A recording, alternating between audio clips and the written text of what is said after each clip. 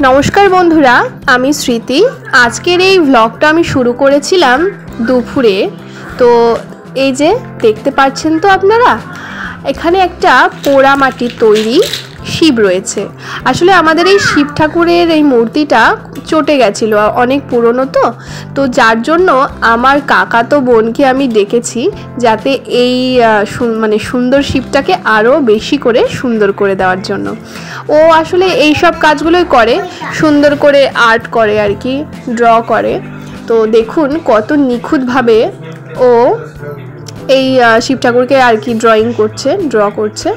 তো এই যে চুলটাকে ফার্স্টে ব্ল্যাক করে দিল, দেখুন কত সুন্দরভাবে, আর এত নিখুঁতভাবে ও যে চোখ দুটো এঁকেছে শিব ঠাকুরের, মানে জাস্ট অসাধারণ।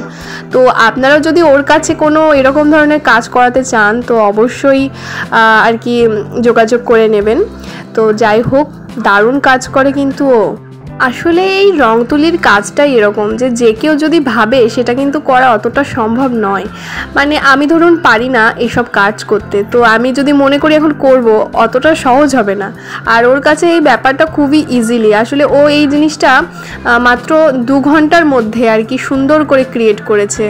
ধরে ধরে সমস্ত কিছু সুন্দর করে একটা একটা করে পার্ট ওয়াইজ দারুণভাবে কালারিং করেছে।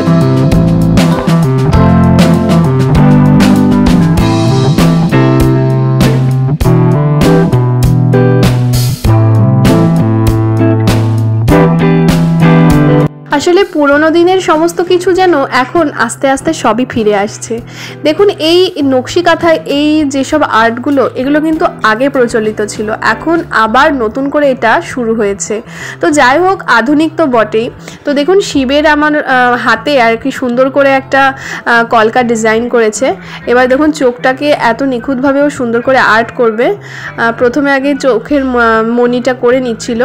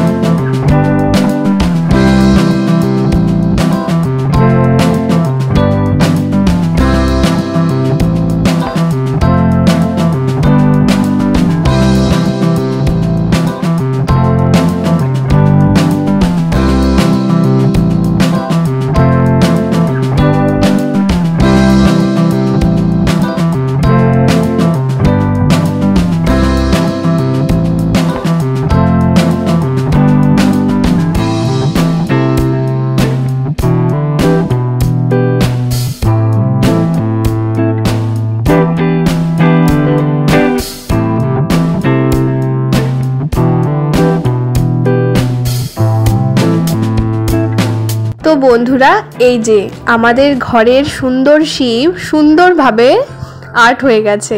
তো দেখুন কত সুন্দর লাগছে শিব ঠাকুরকে, জাস্ট মানে কি বলবো, চোখ সরানো যাচ্ছিল না, এত সুন্দর করে আর্ট করেছে। চোখ দুটো তো মানে কি বলবো, চোখের দিকে তাকালে মনে হচ্ছে যেন তাকিয়েই থাকি শিব বাবার দিকে, এত দারুণ লাগছে আর কি।